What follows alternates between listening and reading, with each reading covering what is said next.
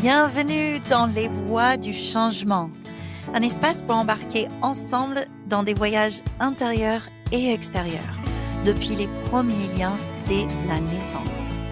Grâce à des personnes extraordinaires que j'ai la chance de recevoir à mon micro, nous allons explorer des récits de vie, des parcours uniques, des principes éthiques et des repères qui clarifient la vie. Nous allons voir ce que devenir parent et évoluer en tant qu'être humain transforme en nous, autour de nous et dans notre monde.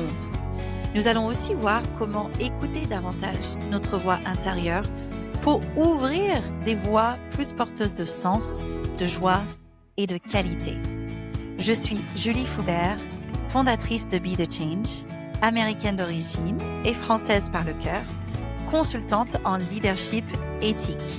J'ai l'honneur d'être votre hôte pour ce grand voyage, alors ouvrons le chemin. C'est parti!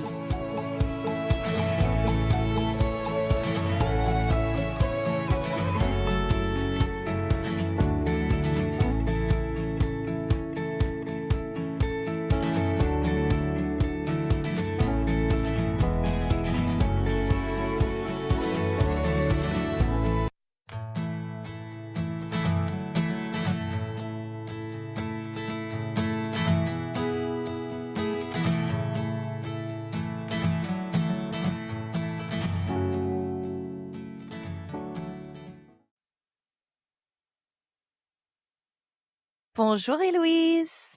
Bonjour Julie. Bienvenue dans Voices of Change. Je suis très heureuse de t'accueillir. Comment ça va aujourd'hui? Ça va bien, merci. Moi aussi, je suis ravie d'être là avec toi. C'est vraiment émouvant de t'accueillir parce que tu as fait déjà un immense chemin d'évolution et j'ai voulu ouvrir cet espace pour que les personnes puissent mieux te connaître, mieux connaître aussi ce que tu développes comme projet pour les femmes, pour les personnes engagées, pour le monde. Et je pose en fait pour les personnes qui nous écoutent que donc Héloïse fait partie du cercle pour les professionnels de Be The Change. Donc le cercle est un mentorat. C'est un accompagnement très vivant. Nous aurons sans doute l'occasion d'en parler un peu. Et l'idée, c'est que les femmes qui montent vraiment en puissance, en ampleur dans leur projet de vie, dans leur confiance en elles, elles ont beaucoup de choses à dire aussi. Et nous sommes toutes très complémentaires et c'est ce que j'aime aussi et pourquoi j'ai voulu créer ce podcast, c'est mettre en lumière vos magnifiques projets. Donc, est-ce que tu peux, moi, je te connais, je te connais un petit peu beaucoup. Pardon. Mais pour les personnes qui te découvrent, est-ce que tu peux nous dire plus sur toi, te présenter en quelques mots? Oui, donc moi je m'appelle Héloïse Gagné, je suis Equicoach féministe, donc j'accompagne, les personnes, concernées par les enjeux du monde et les violences systémiques à, se reconnecter à la sécurité intérieure, même quand tout, peut nous sembler chaotique à l'intérieur de nous et à l'extérieur aussi. Voilà, je suis en création d'activités, en Haute-Vienne, vers Limoges. OK, en plein milieu de la France en fait, donc C'est ça, accessible pour tout le monde. Et absolument. Equi-coach, est-ce que tu peux m'expliquer plus sur ce terme, de ce que ça veut dire pour toi, ce que ça implique, et comment tu en es arrivé à devenir Equi-coach? Oui, donc l'equi-coaching, c'est un métier, plutôt innovant, hein, c'est un nouveau métier, d'accompagnement humain, d'accompagnement à l'évolution, facilité par la relation avec le cheval. Aujourd'hui, en tout cas en France, on a, un développement du grand champ de la médiation équine, du coup de l'accompagnement, par le cheval médiateur et à l'intérieur de ce grand champ, qui réunit plein de professionnels et plein de bénéficiaires différents, on a, la partie, d'equi-coaching. Donc voilà, qui a vocation en tout cas à accompagner sur des objectifs de développement personnel et professionnel et où le cheval, agit comme révélateur et partenaire, d'expérience. Waouh, OK, donc ça veut dire que moi je veux en fait, quel serait mon objectif si je suis quelqu'un qui souhaite expérimenter ça? Comment quelqu'un peut peut-être connecter ce qu'elle vit, ce qu'il vit et le fait de vivre une expérience avec un cheval, avec des chevaux, pour, prendre conscience de ce que c'est encore plus Mmh. concrètement. Et ben, concrètement, on peut avoir, les personnes, on va dire les particuliers qui ont des demandes d'évolution sur, avoir une meilleure confiance en soi, mieux appréhender nos émotions, comprendre les messages de nos émotions. Par exemple, ça peut être aussi apprendre à mieux communiquer, initier une connexion avec son corps, apprendre à poser des limites. Voilà, ce type de sujets-là et qui vont venir en stage d'équicoaching pour se retrouver dans des expériences avec les chevaux, donc faire, un apprentissage expérientiel. Donc vraiment, le fait, de transmettre des outils et d'aller les expérimenter avec les chevaux, pour que ça s'intègre à l'intérieur de toutes nos dimensions, la tête, le corps, le cœur, et l'intuition comme, tu connais bien Julie. Oui, dans toutes les dimensions du potentiel et c'est C'est ça. super. Est-ce que, du coup, quand quelqu'un vit ça, en fait, c'est des sujets passionnants parce que ce sont les sujets du XXIe siècle. Ce sont vraiment les sujets sur lesquels nous avons le plus besoin d'évolution et j'aimerais bien que nous prenions un temps sur les limites.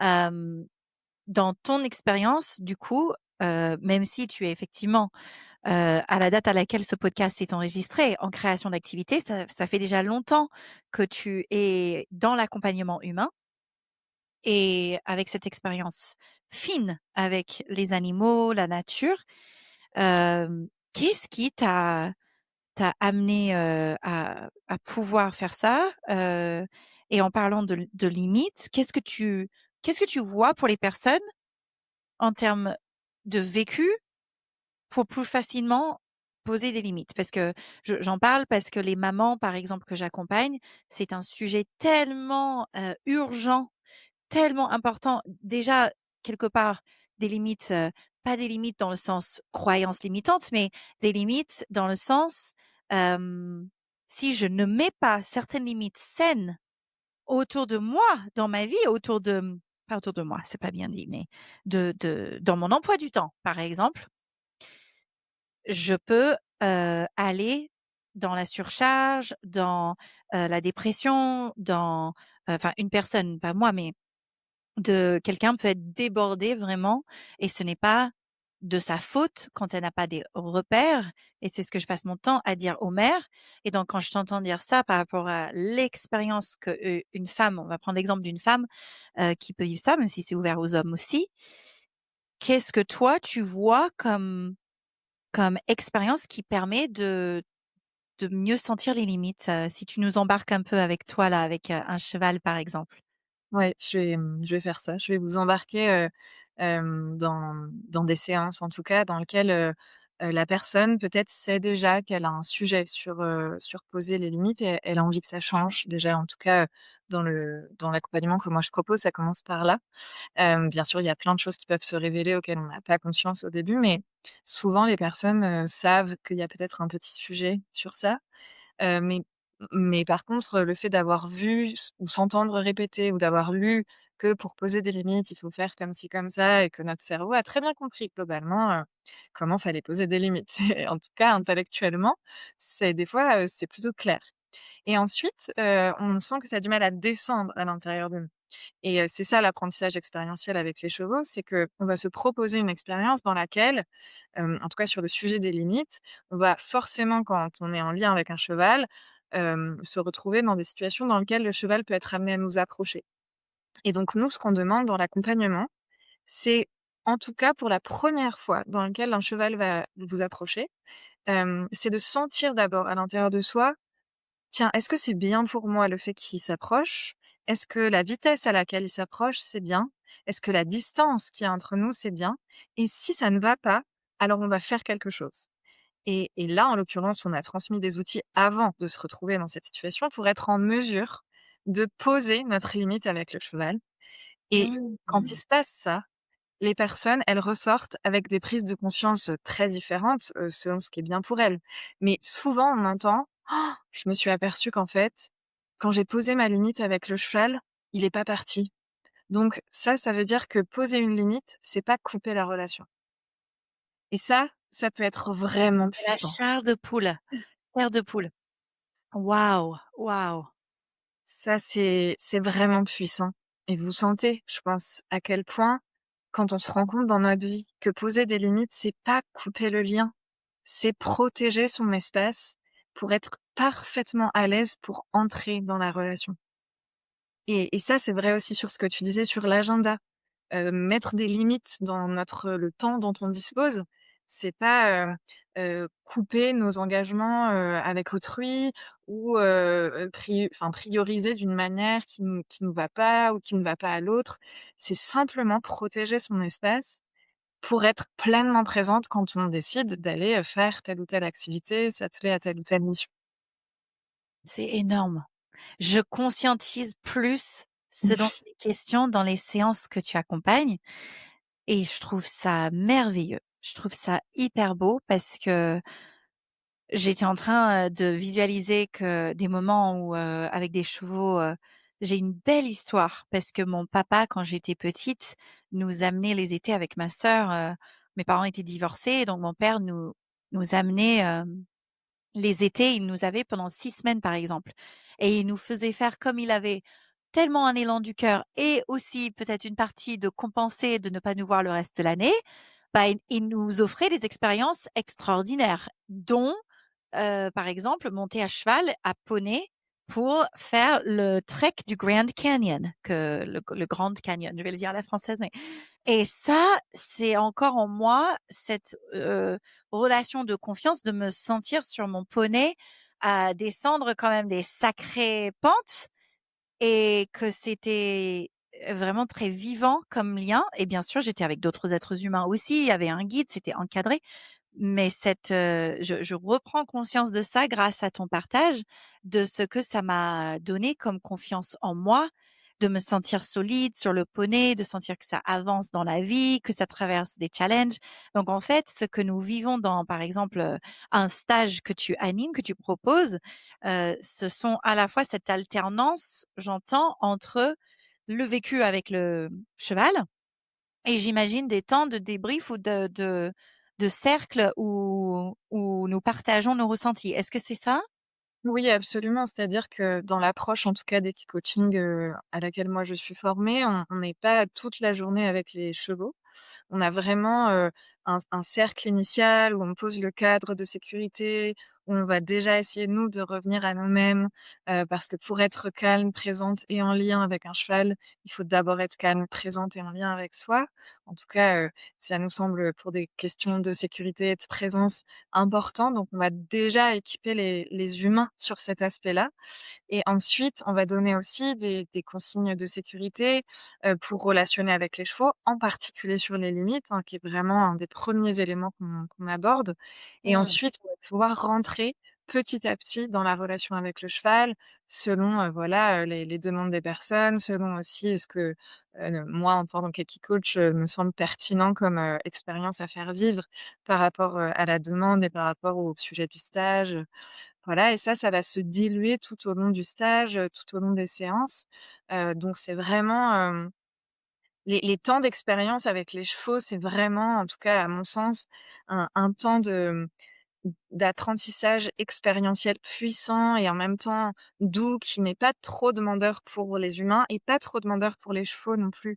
Moi, je voulais vraiment aussi une approche qui ne soit pas, trop pour les chevaux, qu'ils puissent vraiment vivre aussi leur vie de cheval toute la journée et que quand nous, on leur propose des interactions, ils puissent sentir si c'est bien pour eux, de venir, vivre ça avec nous. Et comme ça, les humains ont aussi un temps d'adaptation. On se jette pas dans le grand bain au milieu d'un troupeau de chevaux au bout Oh, de je un. me doute bien. Non, non, c'est hyper accompagné, c'est génial.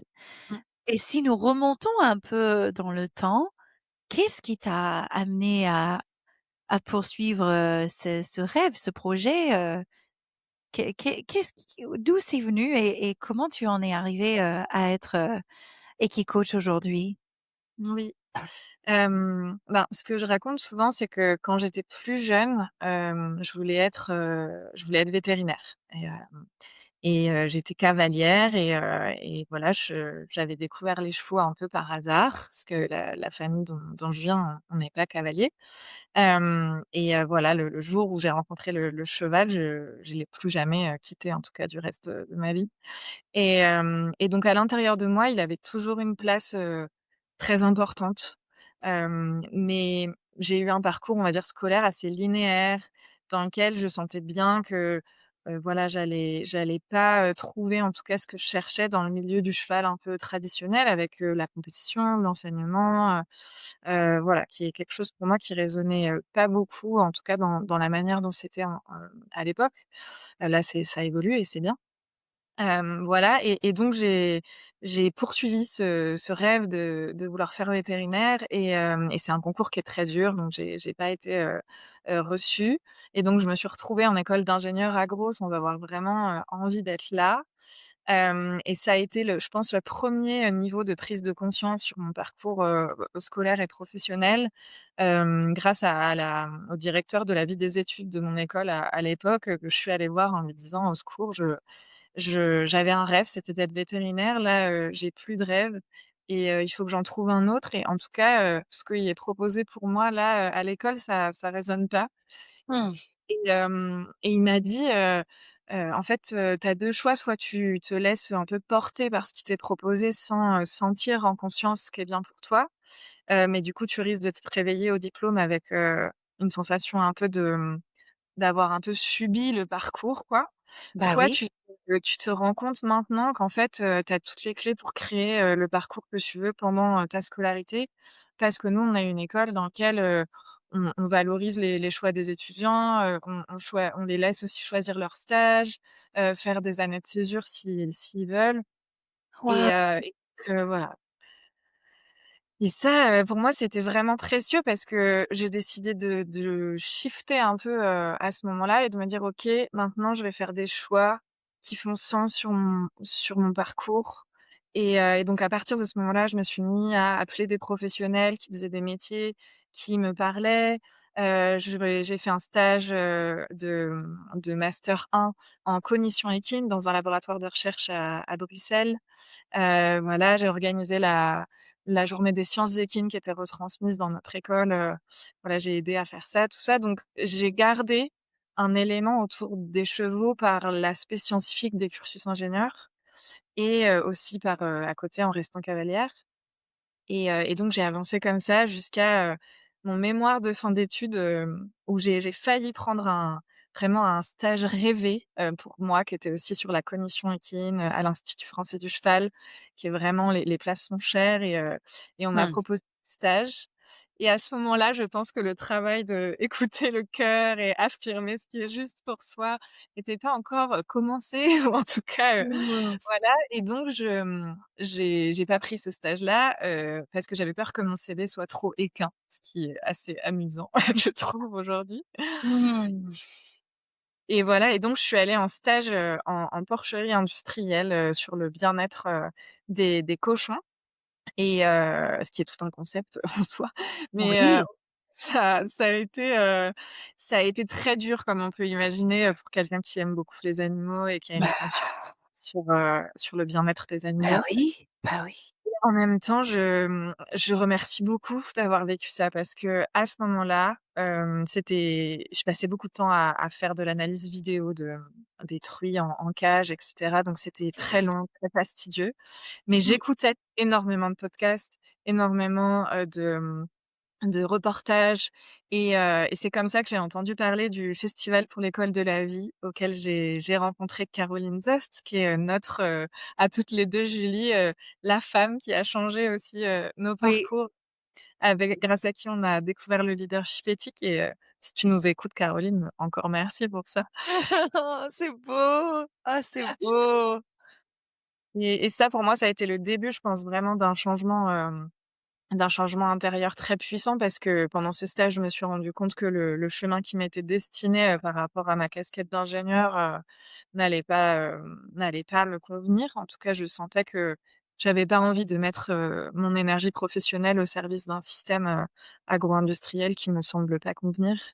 Donc à ce moment-là, j'ai cherché, comment changer ça Et donc voilà, je me suis rendue à ce festival, j'ai entendu Caroline, j'ai lu son livre, j'ai découvert le réseau du leadership éthique, j'ai commencé les premières formations en leadership éthique et c'est là où je pense que c'est vraiment ouvert à l'intérieur de moi, l'imaginaire, en fait, commencer à imaginer que c'est possible que ça soit différent et vraiment quand j'en parle, ça me touche parce que, quand j'ai fait le séminaire d'une semaine là, le séminaire des PCI, découverte, du potentiel et capacité d'innovation, je me souviens très bien, c'est écrit encore dans mon carnet que c'est à ce séminaire-là en 2021 que j'ai écrit pour la première fois que j'avais envie de, enfin que moi ce que j'avais envie de faire, c'était d'accompagner l'humain grâce, à la magie de la relation au cheval et voilà et je pense que ça a ouvert quelque chose à l'intérieur de moi et ensuite, s'en est suivi les décisions qui vont, avec pour concrétiser. Mais, là, ce qui me en tout cas, c'est ça que j'ai envie de partager, vraiment. Oh là là, Héloïse, moi aussi je suis très émue à t'écouter et c'est magnifique. Un immense bravo. Bravo à toi. J'ai envie que nous fassions quelques haltes, dans le voyage là. Tu es donc dans je savais pas que tu passais, par ce stage-là, tu devais analyser des vidéos dures, dures, dures et donc comment, tu étais où quand tu as entendu parler du festival de l'école de la vie qui, j'oublie, qui organise ça? C'est Julien Perron de C'est la ça, structure c'est ouais, ça. Donc Innovation. oui, donc comment tu as entendu parler, de la festival, Et ben, en fait, je pense qu'il faut vraiment imaginer cette année-là, en parallèle, en plus, je l'ai pas dit, mais à ce moment-là, j'ai commencé aussi un suivi thérapeutique, hein, une thérapie qui a aussi beaucoup aidé, hein, bien sûr, en tout cas, à retrouver aussi de la sécurité et à envisager, que c'était possible de changer.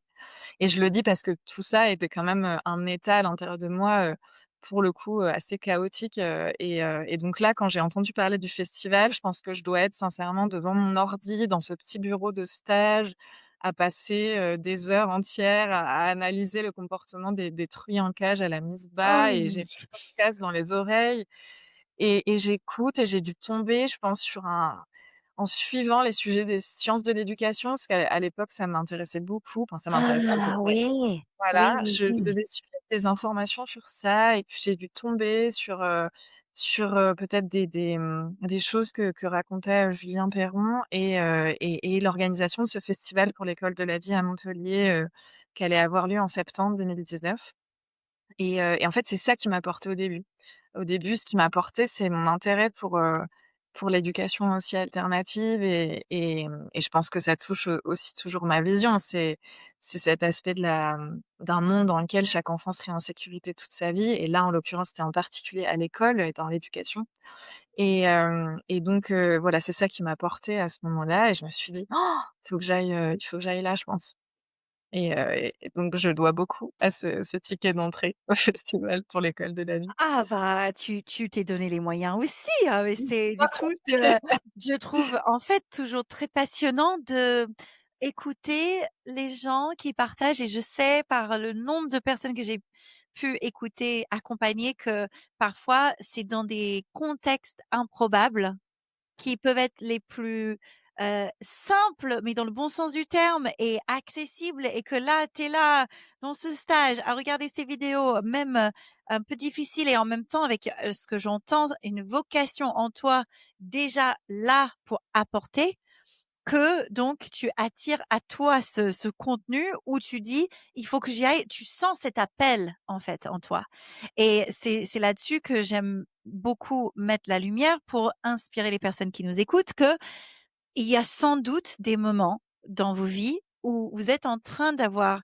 des invitations de la vie, peut-être c'est pas un festival, mais en tout cas, qui vous appellent et c'est comme le jour où j'étais, hem dans cet appartement, assez petit appartement studio à Varsovie où j'ai été enseignante dans une école internationale et que je cherchais à enseigner dans une école à Paris et je cherchais. C'était vraiment un fond sonore dans ma vie, cette quête de sens et à Varsovie, pour les personnes qui connaissent peut-être pas la Pologne ou l'Europe de l'Est en tout cas, en hiver, il fait noir très tôt, à 16 heures. Il faisait déjà très sombre et là, vraiment, c'était comme dans un film. Mon ordinateur s'illumine quand je tombe sur le site internet de Living School, qui est, une entreprise pionnière du réseau du leadership éthique, fondée par Caroline Sost en 2007. Pour, le contexte, pour les personnes qui la découvrent, aujourd'hui, ce qu'il y en aura forcément, et je vous invite chaleureusement à aller voir le site de Living School et vous pouvez en lire plus sur cette école et ce collège et centre de formation absolument formidable. Et Caroline a aussi écrit un livre qui s'appelle S'épanouir à l'école et que je dis souvent pourrait s'appeler S'épanouir dans la vie, parce qu'elle aborde beaucoup de choses que Héloïse et moi nous évoquons aujourd'hui. En tout cas, ça faisait une résonance avec ce que tu as partagé, d'être à ton stage où j'étais aussi dans un métier où j'étais bien parce que j'enseignais aux enfants et j'adorais ça, et en même temps d'être un peu sur une petite table dans ma cuisine à l'époque où j'avais une petite table à manger, et en fait, ça rend, je trouve, au niveau de l'imaginaire, et tu fais bien de l'évoquer, ça rend possible, en fait, que tout est possible, et la technologie au service de la vie, comme ça, je suis pour. Et je trouve que ça, pour les personnes qui doutent ou si vous n'êtes pas sûr de quoi que ce soit, sachez que au bout de nos mains, nous avons, la possibilité d'avoir, bah, un accès à ça. Et bravo encore Héloïse, à toi d'avoir écouté ton cœur et d'avoir suivi cet élan du cœur de dire: «Il faut que j'y aille». Donc raconte-nous, reviens à toi de OK, tu entends ça, tu entends parler de ce festival, tu y vas, et là, il y a combien de personnes? Parce qu'en plus, tu n'es pas la seule que je connais qui a assisté à ce festival qui a changé sa vie. Comme quoi, il faut aller à des festivals. Non, il faut rien, mais c'est bien d'aller dans des festivals. Donc tu arrives là-bas, comment tu vis ça? Qu'est-ce qui t'a touché et qu'est-ce qui t'a inspiré parce que Caroline donc a donné une conférence, il me semble, hein? Qu'est-ce qui a été important pour toi? Parce que je suis certaine ça va faciliter des prises de conscience pour, nos auditrices, auditeurs, c'est ça? OK. Listeners? Our dear listeners. Oui, et bien, en fait, au moment où j'y vais, déjà, c'est le week-end juste avant ma soutenance. Donc moi, j'étais chez mes, en tout cas, j'étais en stage à Rennes, et puis après je rentre chez mes parents en Bourgogne, et après ma soutenance est à Bordeaux, et je me dis: «On va quand même faire un crochet par Montpellier avant d'aller à la Waouh! soutenance».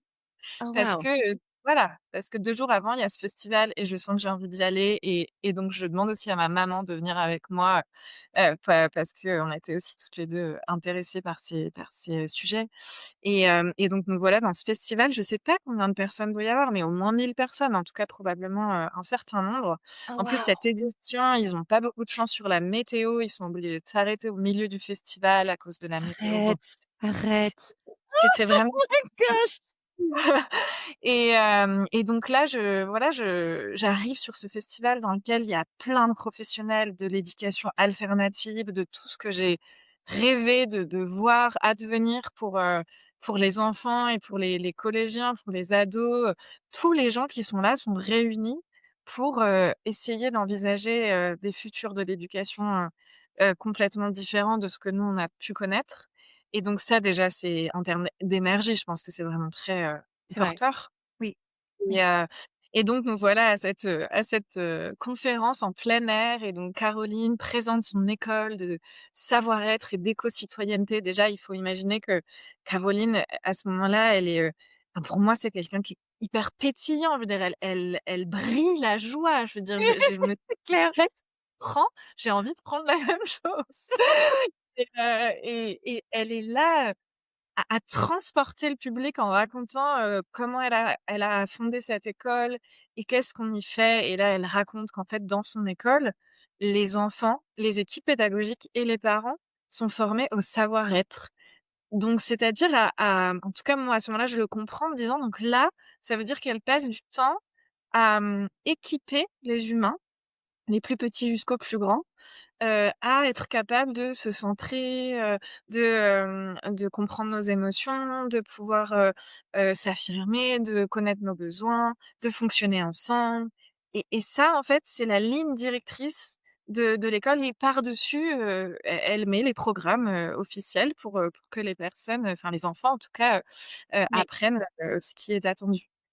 Et en plus de ça, elle participe à des projets, d'éco-citoyenneté avec les enfants dans lequel elle leur dit tout petit qu'en fait c'est possible d'agir sur la planète, c'est possible d'agir pour le monde oui. et ça elle leur apprend dès qu'ils sont tout petits.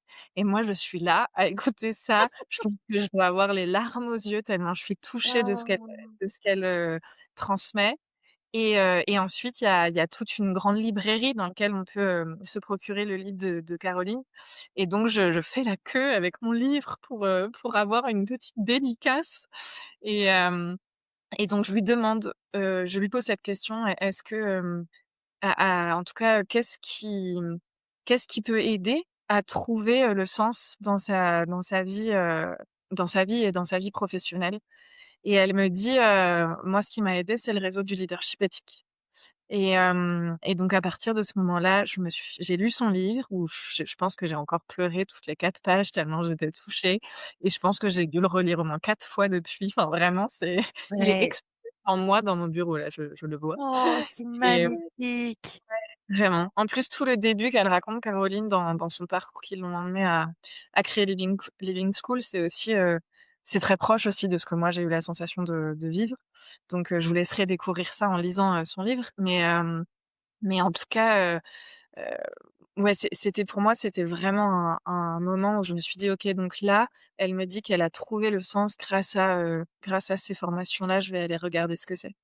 Et à partir de ce moment-là, je me suis engagée dans ce parcours et je pense qu'à chaque fois, ça a toujours changé quelque chose pour, me permettre aujourd'hui de m'atteler à mon projet de vie, de concrétiser mon projet de vie.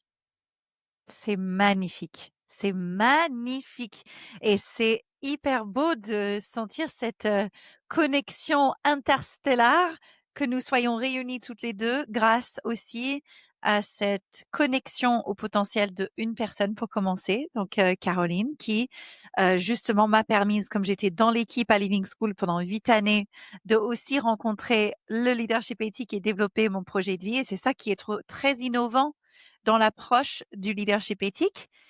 Pour les personnes qui découvrent, il y a d'autres épisodes, les premiers épisodes épisodes vraiment 1 et 2 en français et en anglais, vous pouvez écouter pour vraiment entendre parler plus de l'approche et en un mot, il se résume cette approche à une véritable approche globale de l'être humain qui réunit l'humanisme et la logique et qui alterne entre eux, en fait, de la théorie, une ingénierie et tout un ensemble d'expériences.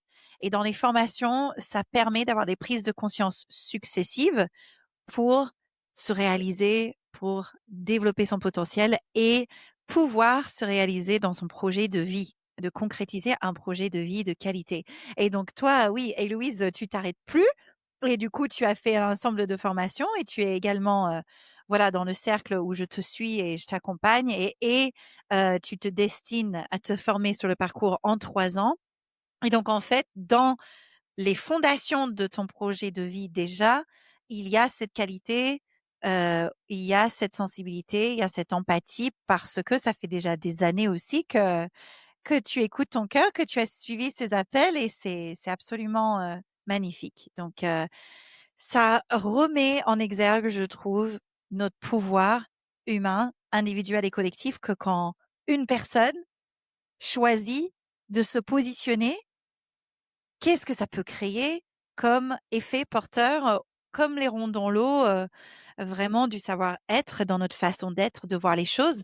Ça montre que nous avons beaucoup plus de potentiel que nous ne croyons. Donc et très touchant que tu l'aies écrit dans un premier séminaire, que tu voulais inclure Mmh. cette relation au cheval, cette relation avec la nature, le vivant. C'est je trouve ça très, très beau et donc tu as continué sur ton chemin, tu t'es formé, tu as fait aussi pendant ces années-là, une reconversion quelque part parce que tu étais accompagnante d'entrepreneurs aussi. Tu étais déjà aussi menteur en quelque sorte de personnes qui avaient leur projet. Donc, tu as vu les étapes de ce que ça demande. Quel était le moment où tu te dis, là, c'est bon, j'ai besoin de changer, j'ai besoin. Qu'est-ce qui précède le passage à l'action? Parce que je suis très fascinée par aussi euh, ce processus psychologique et humain de bah, un jour, quelque chose change et en fait, parfois c'est un texto, un email, un coup de fil et évidemment, c'est pas que ça qui change la vie, mais voilà, c'est un festival, c'est un moment déterminant qui peut ouvrir tout un ensemble de décisions, de vécus et qui n'ont pas besoin de prendre 20 ans. Voilà. Donc, qu'est-ce qui s'est passé? Qu'est-ce qui s'est joué pour toi pour que tu concrétises, que tu dises, je vais créer, je sais pas si c'est un centre, comment tu veux le décrire, de formation, d'équicoaching, comment, tu décides de passer à l'action et comment ça se passe pour toi? Mmh.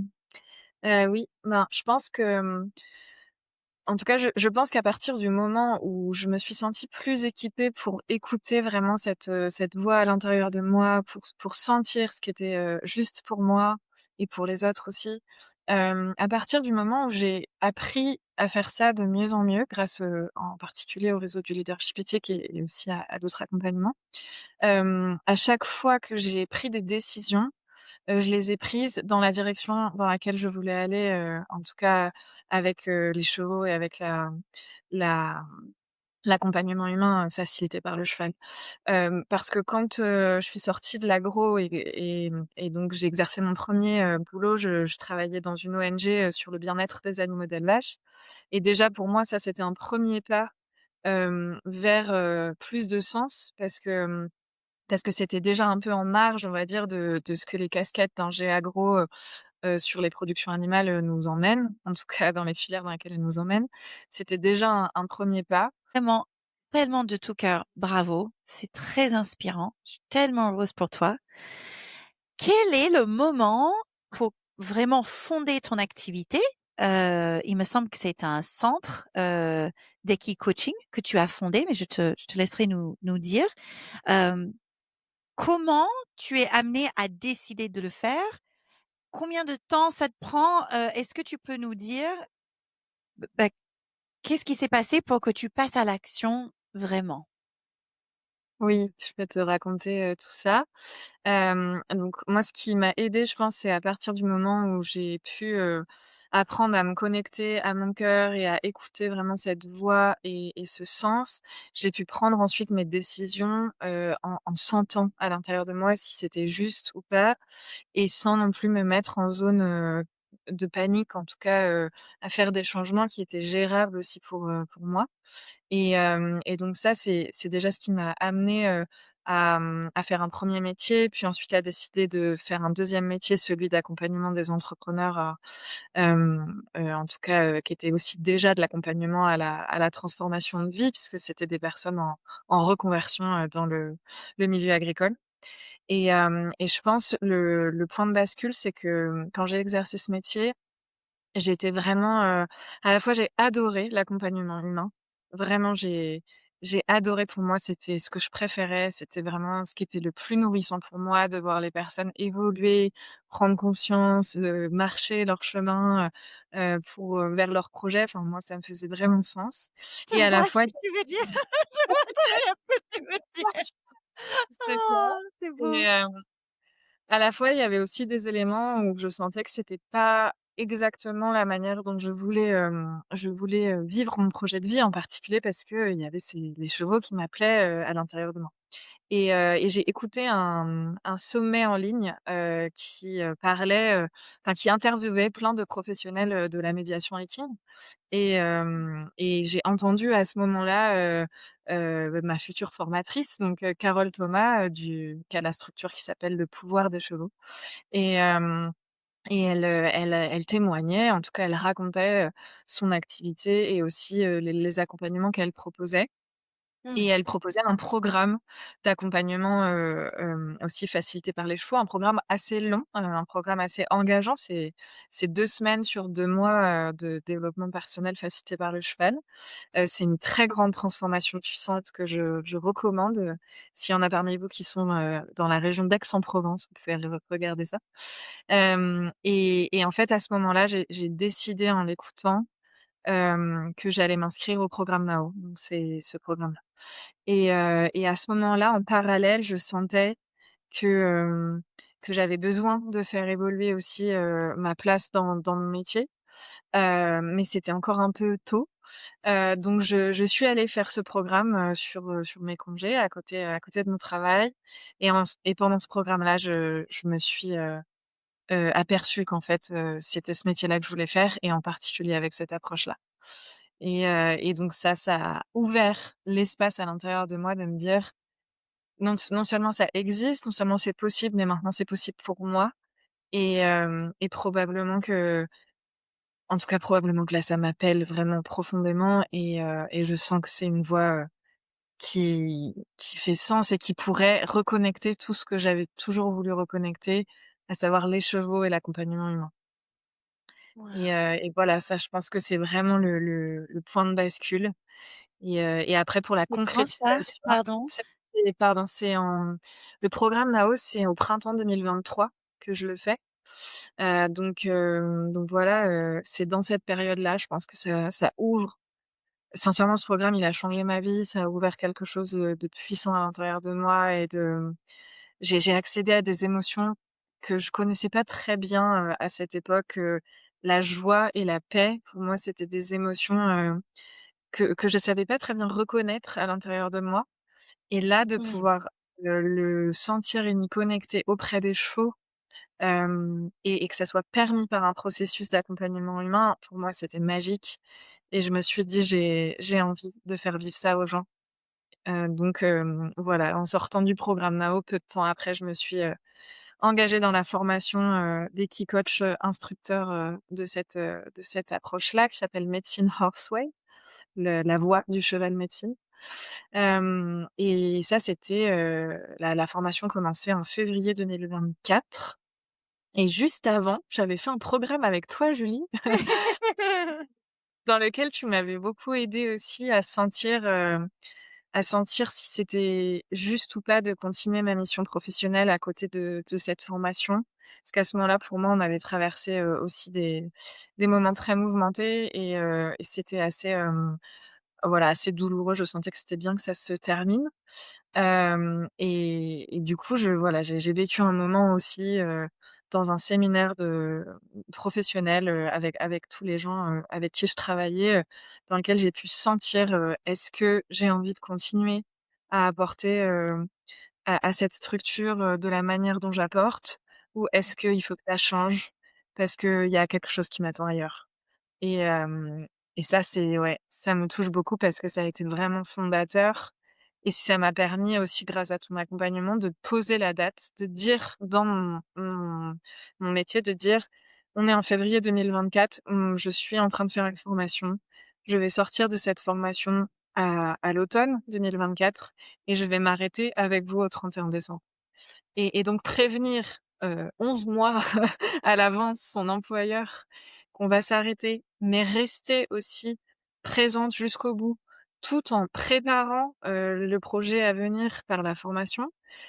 Si j'étais contente d'avoir les repères du savoir-être à l'intérieur Ouais. de moi et Ouais. d'avoir, un bel accompagnement pour aussi vivre ça Mmh. et voilà, ça m'a emmenée là. Ouais, tu te l'es créé parce que Mmh. comme je dis souvent, nous les accompagnatrices, nous pouvons, entre guillemets, «seulement accompagner» et c'est à la personne qui sente, qui choisit et tu as magnifiquement, préparé ça et je trouve que tu t'es créé une sécurité intérieure et extérieure pour ne pas créer de rupture. C'est pas la révolution, c'est l'évolution dans le réseau, élargi du leadership éthique et chez Be the Change et effectivement cet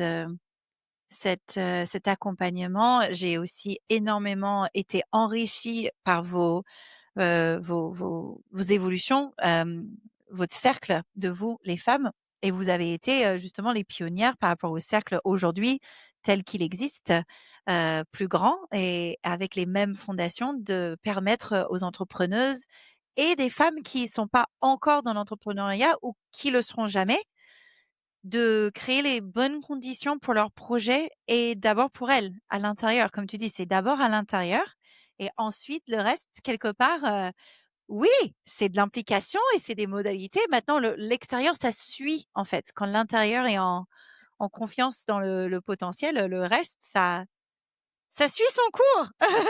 C'est vrai que vraiment, ça suit son cours. Donc, vraiment bravo encore pour ces grandes étapes de vie en fait que tu as franchies et dans ces plusieurs années, 5 dernières années, donc c'était pas du jour au lendemain aussi de ce que j'entends. Ça prend du temps, tu t'es donné ce temps. Tu sais aussi investir du temps en toi, en ton projet et donc aussi, j'imagine très bien les personnes que tu accompagnes. Si nous sommes, imagine, en parlant de l'imaginaire, Héloïse, parce que j'aime beaucoup poser une question à mes invités, quand elles sont ou ils sont, maman, papa, qu'est-ce qu'ils aimeraient dire à leur enfant dans 10 ans, dans 20 ans? Là, à l'heure actuelle, tu n'es pas maman et c'est parfait comme ça. Donc nous allons plutôt porter ça sur, un mot pour toi. Dans 10 ans, 15 ans, 20 ans, c'est toi qui choisis. Qu'est-ce que tu aimerais dire à toi, dans le futur en ressentant, ce qui est juste pour toi? Mmh. Oui, j'aime bien cette question. Hem, je pense que je pense, si je m'imagine dans 10 ans et si j'imagine aussi les personnes qui nous écoutent, elles-mêmes se poser la question, je me dis que je pense qu'on pourrait se dire: «Bravo d'avoir marché ce chemin-là», bravo d'avoir aussi, vu notre potentiel et vu celui des autres.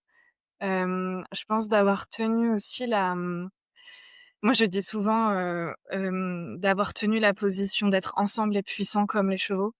Il me semble au regard de ce qu'on vit, on a plus que jamais besoin de se reconnecter à la force du groupe, à la force du troupeau, et comme ils savent le faire, à la fois, respecter les individualités et en même temps, trouver la force et le soutien de la communauté et la force du mouvement. Le leadership éthique, c'est aussi, une vocation d'évolution pour, contribuer pour le monde et ça, je pense que dans 10 ans, on pourrait se dire: «Bravo d'avoir tenu ce cap-là». Et ça, je pense que si on y arrive, ce sera déjà super. Oh, c'est magnifique, c'est tellement bien dit. Un immense merci, Héloïse, pour tes apports, pour ta clarté, ta confiance, vraiment. Est-ce qu'il y a, autre chose que tu aimerais dire, poser avant de conclure, ce grand voyage, de cet épisode de podcast? Bah, écoute, merci en tout cas de nous donner aussi la parole, sur Voice of Changes. Je pense que c'est important de s'inspirer, enfin moi j'ai été beaucoup inspirée par des femmes qui marchent un peu devant et du coup c'est à mon tour aussi je pense de transmettre ce qui peut inspirer aussi des personnes qui ont envie de se connecter à elles-mêmes et de se connecter au groupe pour contribuer, au monde qu'on veut voir advenir. Je sens que en tout cas, il me semble qu'on le sent bien en ce moment, le monde est en train de changer et il me semble qu'on fait partie des nouvelles solutions, en tout cas de celui à quoi, il ressemblera après tout ça. Donc voilà, gardons le cap, je pense. So well said. Héloïse Gagné, Equicoach. Je mettrai toutes tes informations dans les notes de l'épisode. Vous pouvez trouver Héloïse sur les réseaux sociaux. Elle a également une newsletter et plein de projets à venir. Elle anime des stages, des accompagnements et vous pouvez la retrouver avec les ressources sous cet épisode. Héloïse, un immense merci à toi. Merci à toi, Julie.